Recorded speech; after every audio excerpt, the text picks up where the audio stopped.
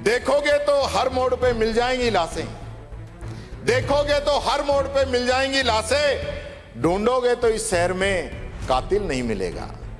ये आपकी सरकार है या आपके सरकार का मॉडल है? ढूंढोगे तो हर रास्ते, हर गली मोहल्ले में मिल जाएंगे विकास के रास्ते, और आंखें बूंद करोगे तो कुछ भी नहीं मिलेगा इस हिंदुस्तान में। क्या बात। चिरंजीवी बीमा योजना भुगतान नहीं कर रहे हो, आरजीएचएस का भुगतान नहीं कर रहे हो, और 100 यूनिट बिजली जो हम फ्री दे रहे थे, एक आदमी नया नहीं जोड़ा है। और पीएम सूर्य घर, बहुत बड़ी बड़ी बातें हो रही है। मंत्री जी बता दो, 2.25 साल में कितने लोगों को दिए? बता दो। 2000 क्यों? अब इधर बताओ। 2000 आपने दिए, जो करोड़ों से ऊपर लाभ जिन योजनाओं का हमने दिया, आप 2000 लोगों को लाभ देकर उसमें भी उनसे पहले पैसा भरवा रहे हो, बाद में सब्सिडी दे रहे हो। आपने कहा कि हमने 10 लाख नए लोगों को पेंशन दे दी। अरे हमने दी थी नए लोगों को 58 लाख पेंशन थी, 93 लाख हमने पेंशन को पहुंचाया, और आपके समय में 93 लाख से घट के 91 लाख आ गई, और वो भी समय पे नहीं मिलती। माननीय अध्यक्ष महोदय, ये बात मैं बताना चाहूंगा, तो ये जानकारी दुरुस्त कर लेना जो आपको बढ़ा के देते हैं। यानी जो आपको तो कांग्रेस के खिलाफ होना चाहिए, जैसा भी मिल जाए पढ़ दो, ऐसा नहीं होना चाहिए। आपने कहा कि अर्थव्यवस्था चौथे नंबर पे आ गई भारत की, लेकिन ये नहीं बताया कि प्रति व्यक्ति जो आय है वो 120वीं रैंक है हमारी इंडिया की। ये कौन बताएगा? ये भी तो आपको ही बतानी पड़ेगी ना। भारत के 1% धनवान लोगों के पास 40 से 42% संपत्ति है, जिसमें 2 शीर्ष लोग आप जानते हैं उनके पास है, और वो प्रधानमंत्री जी के मित्र हैं। और नीचे के 50% लोगों के पास, नीचे के 50% लोगों के पास देश की 3% संपत्ति है।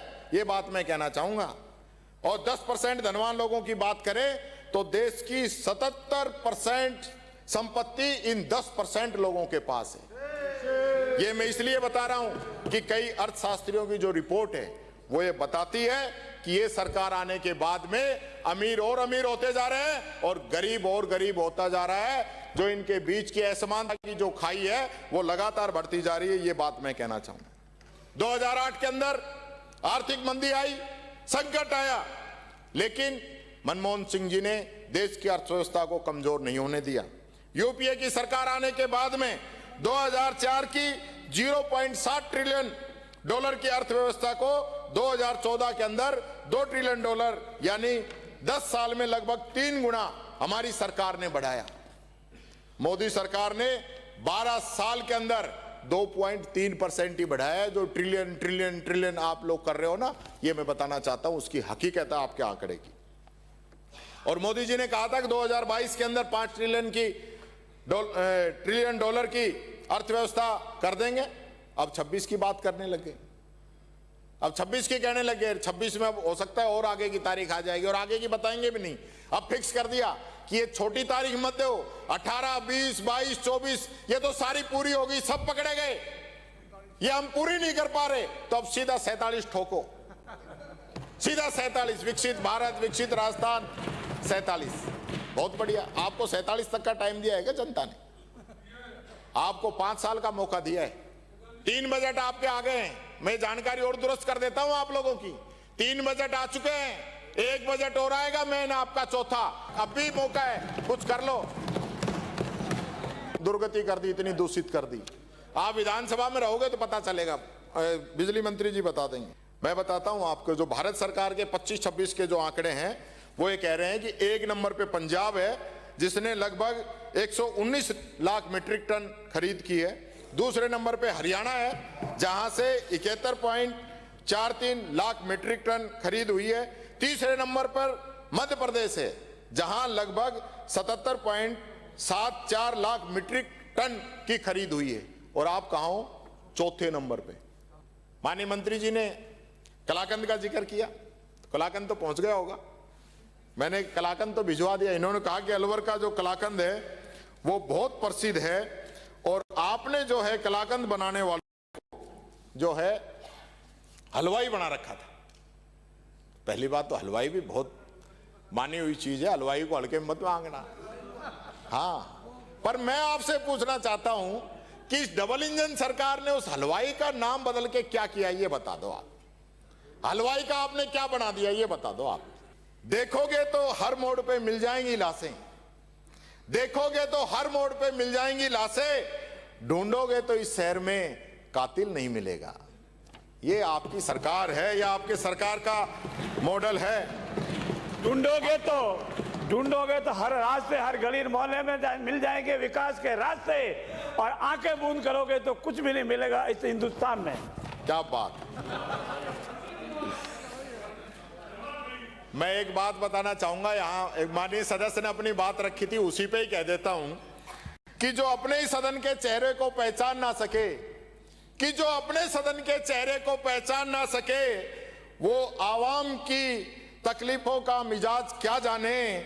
विधायक ही रहे गुमनाम उनकी नजरों में, विधायक ही रहे गुमनाम उनकी नजरों में, जनता का हाल कौन जाने।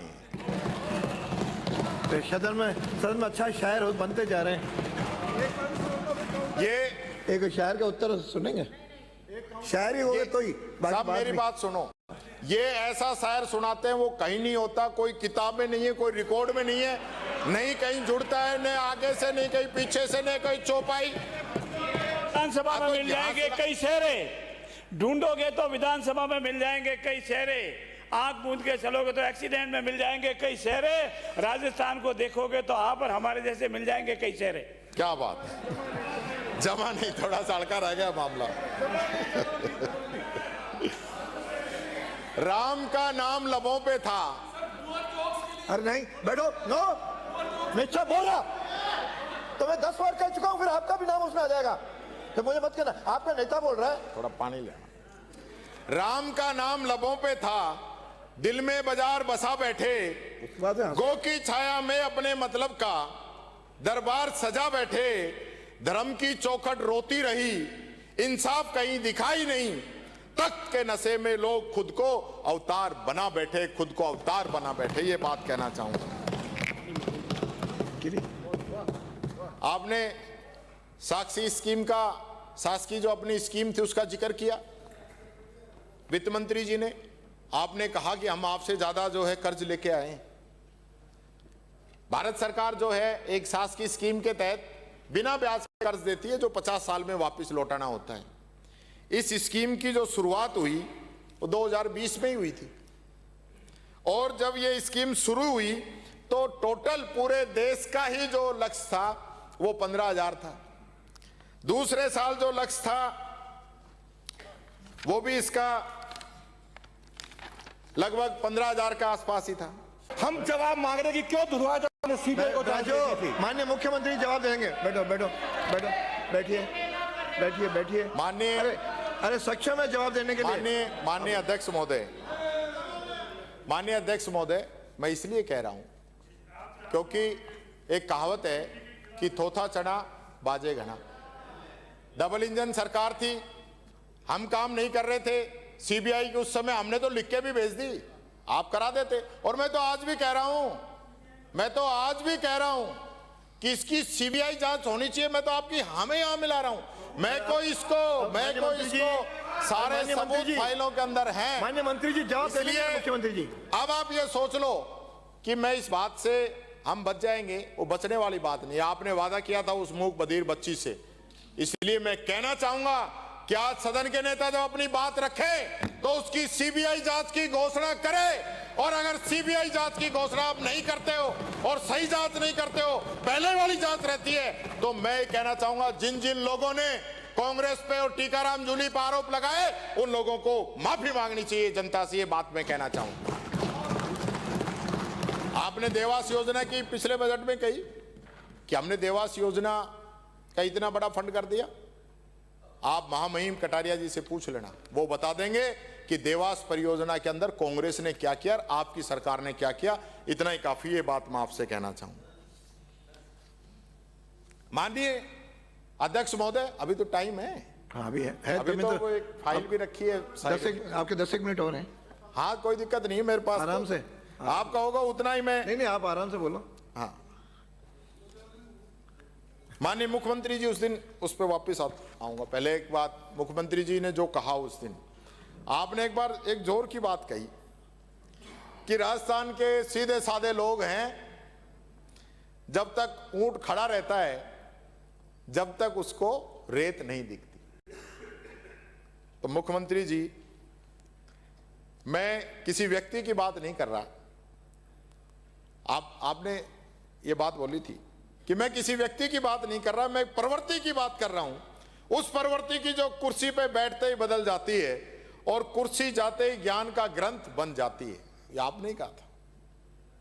और मैंने जब देखा कि भाई हमारे इतने आदर्शवादी मुख्यमंत्री हैं तो थोड़ी सी हिस्ट्री इनकी निकाली जाए। मैंने एक बार कहा भी था, आपने एक बात तो मेरी मानी, मैंने कहा ट्वीट जो है डिलीट मत करना पुराने, तो आपने नहीं किए। तो 9 नवंबर 2021 का एक आपका ट्वीट आपको बताता हूं, जब आपने लिखा था, जब लगभग सभी बड़े राज्य डीजल पेट्रोल पर वैट घटा सकते हैं तो भला राजस्थान के मुख्यमंत्री की ऐसी क्या हठ धर्मिता है, आखिर वो जनता को राहत क्यों नहीं देना चाहते। ये आपका ट्वीट था। तब ऊंट बैठ गया खड़ा है, ये आप ही जानो। अभी राजस्थान में 19.30% वैट और हरियाणा में 16% वैट, गुजरात में 14.9 वैट प्लस 4% डाउन रेट व वैट सेस है। मैंने पहले भी आपको इसमें काफी चीजें बता दी थी। और इसी प्रकार से हरियाणा में वैट की दर और गुजरात की वैट की दर, चाहे सीएनजी आपकी सीएनजी हो और चाहे आपका पेट्रोल हो, तो अब वो आपको रेट का अंतर नहीं दिख रहा। दूसरा, आपने स्वयं जो है वो आप लिखो मत, ये ट्वीट दे दूंगा मैं, ये रहे आपके, ये मैं इनके प्रिंट निकाल के लाया हूं। ये 15 अक्टूबर 2022 को आपने झुंझुनू में और 17 अक्टूबर 2022 को लक्ष्मणगढ़ सीकर में आपने एमएसपी बाजरे की खरीद के लिए भी प्रदर्शन किया था। और उसके बाद फोटो भी आपने ट्वीट की थी। अब आपने एमएसपी पे खरीद कर ली कि नहीं कर ली? अब बता दो आप, 2 साल हो गई उन बातों को। तब वो ऊंट कौन सा है, वो खड़ा है या बैठ गया है, वो रेत दिख रही है कि नहीं दिख रही, ये बात मैं आपसे कहना चाहता हूं। माननीय मुख्यमंत्री जी, आपने बहुत बातें की। एक मैं, क्योंकि समय कम है, पेपर लीक की मैं बात करना चाहूंगा। हमने सबसे सख्त कानून बनाया। ओएमआर घोटाला उजागर हो गया, आपने पकड़ा है, पर आप उसकी 12 साल की जांच क्यों नहीं कराना चाहते? उस दिन भी मैंने कहा था, आज भी कह रहा हूं, आप तो उस दिन के बाद बयान ही आने बंद हो गए। यानी कर्मचारी चयन बोर्ड के अंदर जो घोटाले इतने समय से हो रहे थे, चाहे वो हमारे समय हुए, आपके समय हुए, तो आप तो वैसे ही इतने साफ स्वच्छ सभी के हैं, राजा हरिश्चंद्र हैं, तो करवा दो ना 26 तक की जांच। जब तक वो लोग पकड़े गए हैं तब तक की जांच करा दीजिए। आप नहीं कराओगे?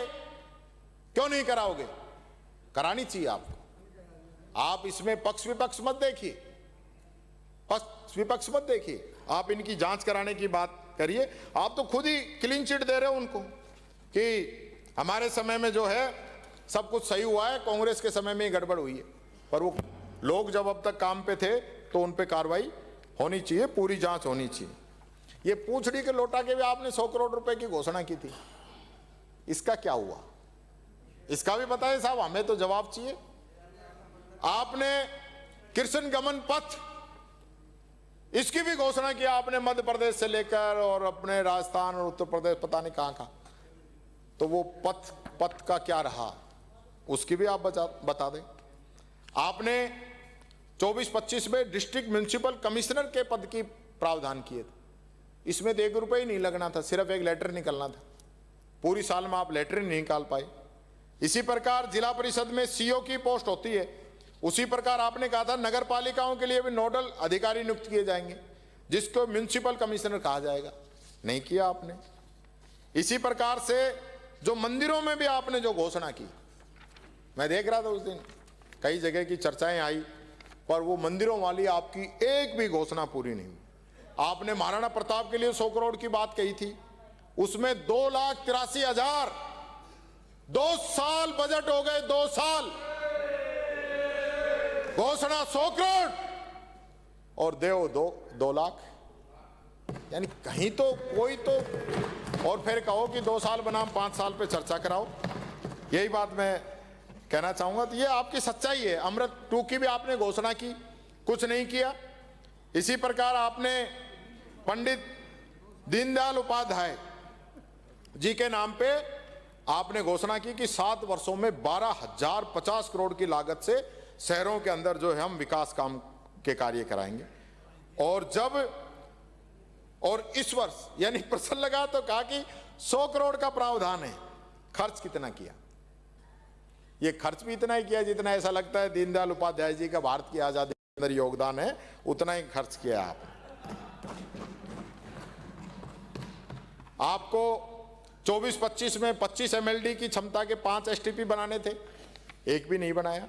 25-26 में 154 करोड़ की लागत से 27 STP बनाने थे, एक भी STP का निर्माण नहीं हुआ। आपने सामुदायिक शौचालयों का लक्ष्य रखा 3540, बने 270। डिजायरेबल शौचालयों का लक्ष्य था 430, बनाए 50। पिंक शौचालय बनाने थे 500, बनाए 188। और इसी प्रकार से 1150 इलेक्ट्रिक बसों की बात थी, अब कह रहे हैं कि 2 बस आई है कोई ट्रायल के लिए, वो खुल भी नहीं रही, बताइए एक जो आई है वो। आपने प्रदेश में 4 बार पट्टा देने के अभियान चलाए, लेकिन टारगेट पूरे हो गए क्या? होने से पहले ही बंद कर दिए, क्योंकि आता ही नहीं। खुद आपके मंत्रियों ने, विधायकों ने कहा कि आपके पट्टों के अंदर जो हालत बिगड़ी है वो बात मैं कहूंगा। 25,000 सफाई कर्मियों की घोषणा की, आपने नहीं कराए। भरतपुर में आपने सिटी बस की घोषणा की, नहीं कराई। भरतपुर में पेयजल योजना की कही, शुरू नहीं हुआ। रूपा स्क्वायर में नए इंडस्ट्रियल एरिया की बात कही, नहीं किए। भरतपुर संभाग में पैरा स्पोर्ट्स कॉम्प्लेक्स की कही, नहीं हुआ। Jaipur Agra national highway 0 accident zone की बात कही, ब्लैक स्पॉट में सुधार की बात कही, नहीं हुआ। ये तो मैं पूरा ये पढ़ूंगा तो आपको जो है कितना समय लग जाएगा, ये बात मैं आपसे कहना चाहूंगा। क्या क्या कहूं, क्या क्या ना कहूं, ये बड़ी एक दिक्कत है। हमने बनाया शांति एवं अहिंसा विभाग, आपने इसका ही बजट कम कर दिया। गांधी जी को हर जगह ही खत्म करने पे तुले हुए हो। अच्छा, मैं लास्ट में एक बात पे आना चाहूंगा जिसपे सब लोगों को बहुत बड़ी चिंता है, चर्चा है। कागज तो मेरे पास बहुत ज्यादा है। एक उदयपुर फाइल चल रही है। इस उदयपुर फाइल के अंदर क्या है मुख्यमंत्री जी?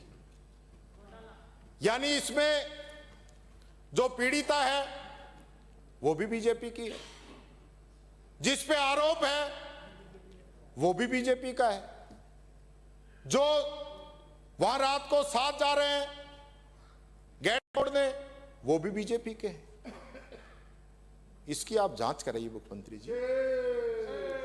एक ऐसा प्रकरण जिसके अंदर रात को 11 बजे रिपोर्ट दर्ज होती है और 2 बजे आपकी पुलिस पहुंच जाती है पहले रेकी करने के लिए, और 3 बजे बीजेपी के कार्यकर्ताओं के साथ, वीडियो दिखा दूंगा आपको, बीजेपी के कार्यकर्ताओं के साथ पुलिस वापस जाती है।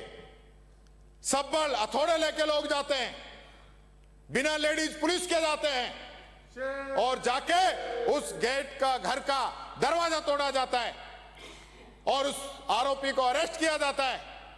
एएसआई जांच करता है, एएसआई डीएसपी को फाइल भेज देता है, डीएसपी भी दूसरे सर्किल का लगा दिया जाता है।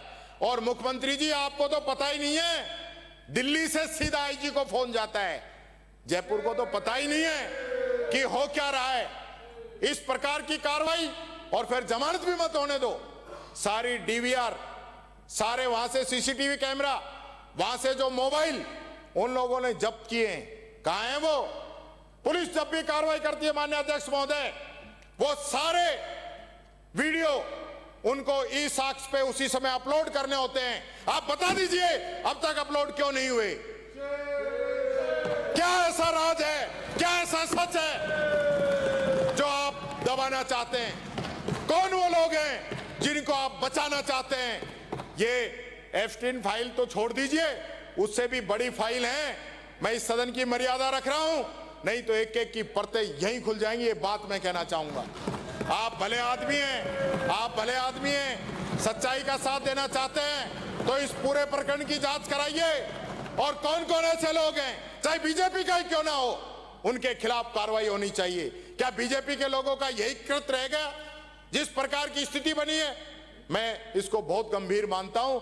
ऐसे व्यक्तियों को सख्त से सख्त जो है सजा होनी चाहिए। और क्योंकि समय हो गया मेरा, मैं एक दो लाइन कहना चाहूंगा कि जिस तबाही से लोग बसते थे वो सरेआम हो रही है। अब अजमत मुल्क की सियासत के हाथ नीलाम हो रही है। माननीय सदस्य मुख्यमंत्री जी बैठे हैं। माननीय सदस्य मुख्यमंत्री जिस तबाही से लोग बसते थे वो सरेआम हो रही है। अब अजमत मुल्क की रियासत के हाथ नीलाम हो रही है अब। और अंत में माननीय अध्यक्ष महोदय, दो लाइनों के साथ, क्योंकि होली भी है, मैं सभी सदन के साथियों को भी, प्रदेशवासियों को भी होली की बहुत बहुत बधाई और शुभकामनाएं देता हूं।